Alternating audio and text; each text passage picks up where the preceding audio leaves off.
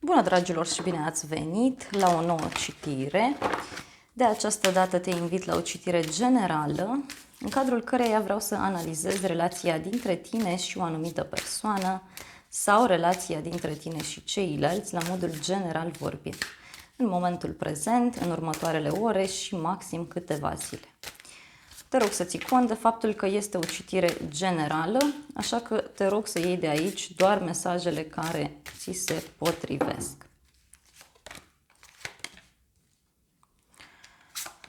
Bun. În momentul de față, văd faptul că intri în contact cu persoane foarte dragi sufletului tău. Văd foarte multe emoții în această conexiune, dacă ești într-o relație. Văd și lucruri ascunse. Ceva ce încă nu știi sigur. O femeie văd aici că are o influență foarte mare în relațiile tale, în general vorbind. Bun. Aici văd o hotărâre foarte importantă privind cariera. Hotărârea ține de o demisie, de o închidere, de o pensionare sau este vorba despre o suferință foarte mare pe care cineva o are pentru faptul că nu are o relație oficială sau dacă ai o relație oficială, văd aici suferință, văd probleme mari. Hai să vedem pentru tine. Uite, ești o persoană foarte prietenoasă, foarte sinceră, sigură pe ea. Ai foarte mulți prieteni în jurul tău și ești o persoană fidelă, credincioasă, care mereu este acolo atunci când cineva are nevoie. Bun. Văd aici niște persoane puțin viclene în jurul tău. Simt că este cineva care se joacă aici foarte puternic cu emoțiile tale. Fie o persoană care nu suportă această idee de final, această idee de închidere și încearcă aici să te convingă prin toate metodele posibile. Dacă ești într-un triunghi amoros, vezi că cea de-a treia persoană influențează foarte mult situația în care te afli. Mai văd și persoane inteligente pe care le ai în jurul tău, dar tot văd pe cineva care se cam joacă cu emoțiile tale. Primește aici o veste pentru inima ta, asta dacă nu ai primit-o deja. Pot fi vești de la o femeie din familie, de la o prietenă, de la o persoană dragă ție. Vrei liniște, vrei pace. Văd aici un blocaj care se află în viața ta privată. Dacă ești într-o relație, cineva e cam secat de sentimente, cineva nu mai are sentimente, cineva vrea să fugă și nu știe cum. Mai văd faptul că persoana la care tu te gândești are niște blocaje, niște probleme în casă, în familie, niște provocări. Da? Hai să vedem în mintea ta. Uite. Eu te văd foarte pozitiv aici, pe tine. Aștepți veste, ești încântat să pleci undeva. Ești foarte curajos în momentul de față. Și văd aici pe cineva care te studiază. Cineva care vrea să știe mai multe despre tine. Ești și într-o perioadă în care studiezi un anumit domeniu care îți place ție, fie în liniște sau la o vreme de seară. Hai să vedem în continuare. În următoarele ore văd o întâlnire cu o persoană dragă ție, o mică petrecere pe care o poți avea. Sau pentru unii văd că vă vin niște persoane în casă, primiți veste.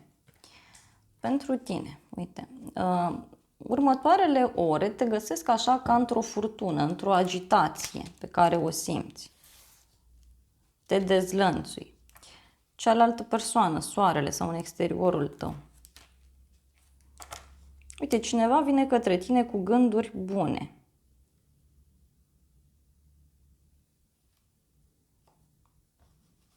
Simt aici să vă spun că în unele cazuri e ca și cum sunteți într-o perioadă puțin aglomerată în următoarele ore sau se întâmplă ceva care vă agită și vine cineva și vă luminează și vă ajută. Bun. Văd o persoană foarte puternică aici, care te va contacta în următoarele ore și care îți va povesti despre o decizie pe care a luat-o.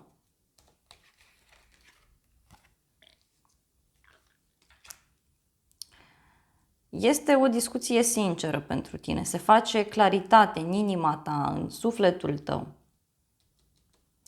Poate în legătură cu o situație care nu-ți convine,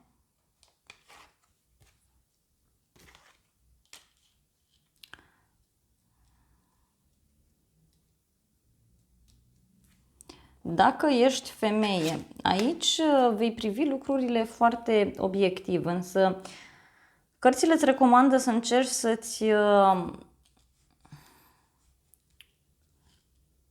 nu știu, să-ți controlezi puțin vorbele sau ceea ce vei spune.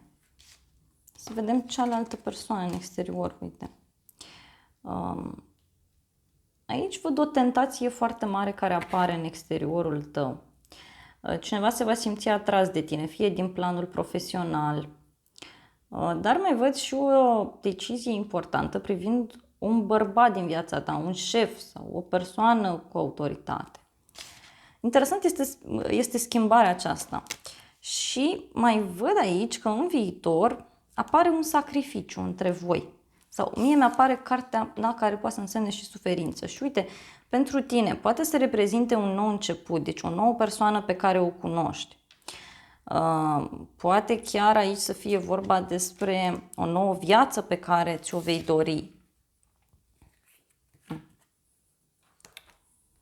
Pentru unii să știți că veți avea niște discuții aici foarte serioase privind un copil sau privind un proiect.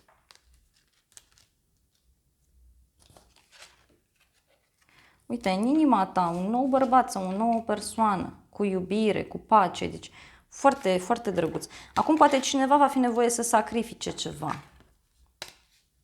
Pentru că în viitor văd faptul că va fi nevoie să alegi între două persoane sau va fi nevoie să te hotărăști încotro să mergi. Acest eveniment care se petrece aici, să știi că va determina o persoană din jurul tău să ia o decizie. Uite, cineva are cheia la inima ta sau cineva găsește cheia către inima ta, dar povestea asta vine la pachet cu o suferință, cu o renunțare, cu un sacrificiu. Hai să vedem totuși de ce este trecerea aceasta bruscă, de la inabordare, blocaj. Ce se întâmplă? Lumea, da. Cineva în jurul tău închide o poveste, închide o karmă, închide o relație.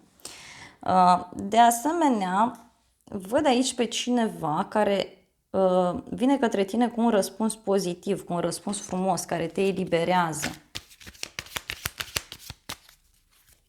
Mai văd și o călătorie îndepărtată pe care cineva o face și de acolo lucrurile se rezolvă.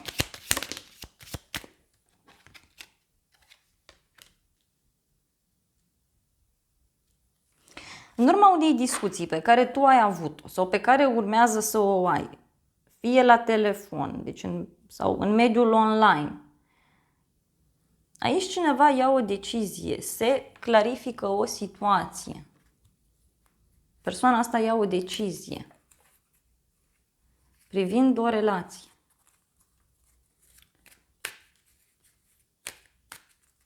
Hai să vedem de ce ne apar norii aceștia aici. Uite. Da, e o nedreptate privind o relație serioasă, cineva nu-i serios, cineva își schimbă foarte des starea de spirit și profită de o situație în care se află. De ce mi-apar norii aici la tine?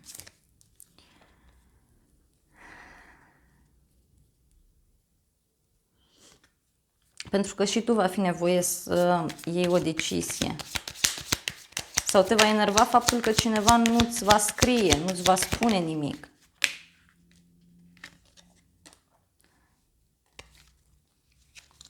Văd că ai obosit totuși într-o așteptare și de aici să știi că vei exprima multe lucruri. Hai să vedem de ce apare suferința. 8 de cupe, pentru că cineva va trebui să abandoneze ceva, să renunțe la anumite activități pe care le are de făcut. Am întrebat la ce mai exact. Aici văd niște probleme care pot apărea la o vreme de seară sau pot fi niște chestiuni legate de un șef. Da? De aici vine suferința. Văd un bărbat care are parte de niște evenimente ciudate, fie la muncă, fie este o persoană care are niște probleme cu o femeie.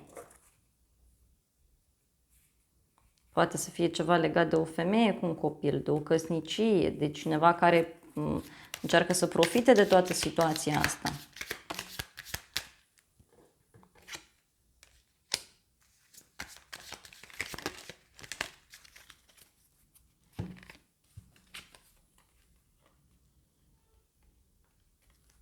Dragilor, aici cineva abandonează o situație, riscă pentru a fi cu tine.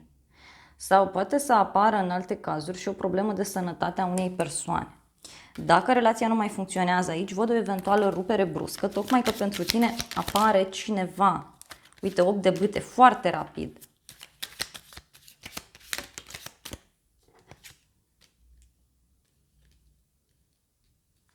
Și este cineva în jurul tău care se va simți dezamăgit sau dezamăgită.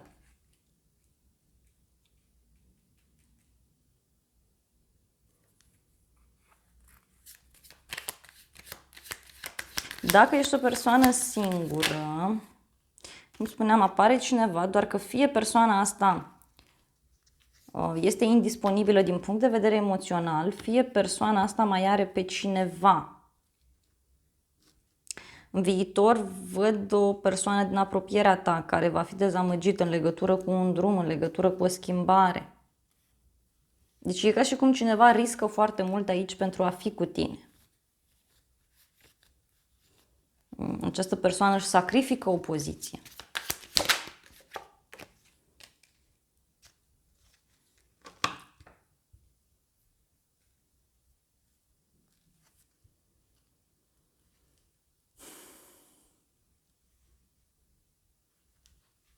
Uite, o veste pe care o primești în legătură cu un drum și care inițial nu-ți place.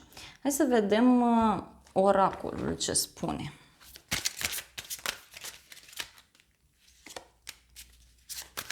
Din punct de vedere profesional, aici văd că ceva se schimbă pentru tine. Văd o veste pe care o primești de la o persoană importantă sau o avansare pe care o primești.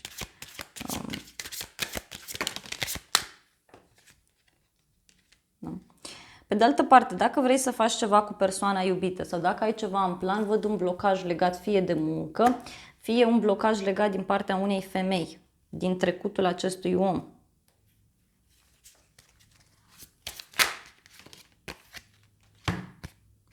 Și îți va spune despre acest blocaj printr-un apel telefonic, printr-un mesaj, pe zona de online.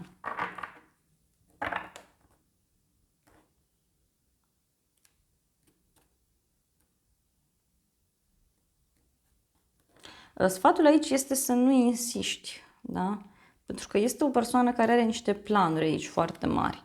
Fie cu această persoană la care tu te gândești. Aici mai văd că poți să primești o veste de la un coleg de la muncă sau de la o colegă. Ceva ce se anunță aici ca fiind o schimbare.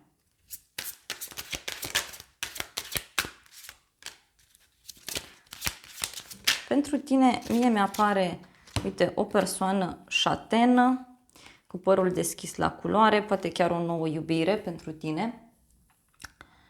Însă, în alte cazuri, dacă ești într-un triunghi amoros, văd aici că persoana asta va alege persoana cea mai nouă pe care a cunoscut-o. Adică dacă tu ești ultima persoană pe care a cunoscut-o și era înainte cu persoana respectivă, aici te va alege pe tine.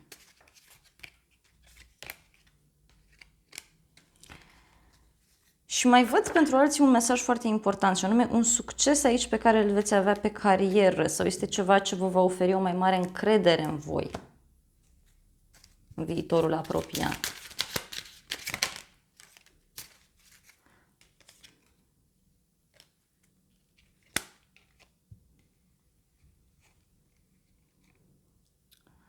Îngerii spun că prin preajma ta este acel suflet pereche la care tu visezi. Și sfatul pentru tine este să te eliberezi și să preiei controlul înapoi asupra vieții tale. Mai ales să te eliberezi aici, poate dintr-o situație toxică. Pentru că, uite, cineva vrea să flirteze cu tine, cineva e dispus să-și deschidă inima către tine. Să mai vedem un mesaj. Uite, aici se așterne pacea.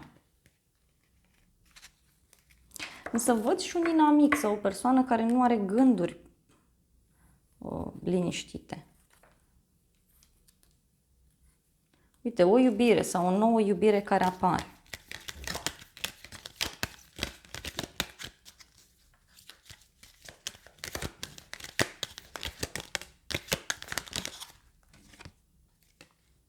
Și care e cu schimbare. Uite, cineva vine cu gânduri pure către tine, cu gânduri sincere. Și este pregătit să îți spună un adevăr. Simt aici că o parte dintre voi sunteți într-o relație în care lucrurile sunt oarecum liniștite, dar e prea multă liniște și ceva parcă nu funcționează. Ei, aici să știți că persoana asta vine către voi cu niște gânduri clare, pozitive și va discuta serios despre o relație serioasă, despre o împăcare. Iar dacă tu nu mai vrei această persoană și ești în căutarea unui alt om, să știi că sunt șanse să apară. Da? Însă decizia asta, repet, se ia în urma unei crize de gelozie sau în urma unei discuții. E ca și cum omul ăsta, atunci când vede că tu ți-ai găsit pe altcineva sau cauți pe altcineva, atunci ia atitudine. Bun, dragilor, acestea au fost previziunile de această dată. Eu vă mulțumesc pentru atenție, vă îmbrățișez cu mare drag și vă doresc să aveți parte de o zi sau de o seară cât mai frumoasă. Mulțumesc pentru like-uri, pentru comentarii, pentru toate mesajele frumoase și de asemenea îți mulțumesc pentru că te-ai abonat acestui canal și să ne revedem cu bine și data viitoare. Îți doresc să ai parte de o zi sau de o seară cât mai frumoasă.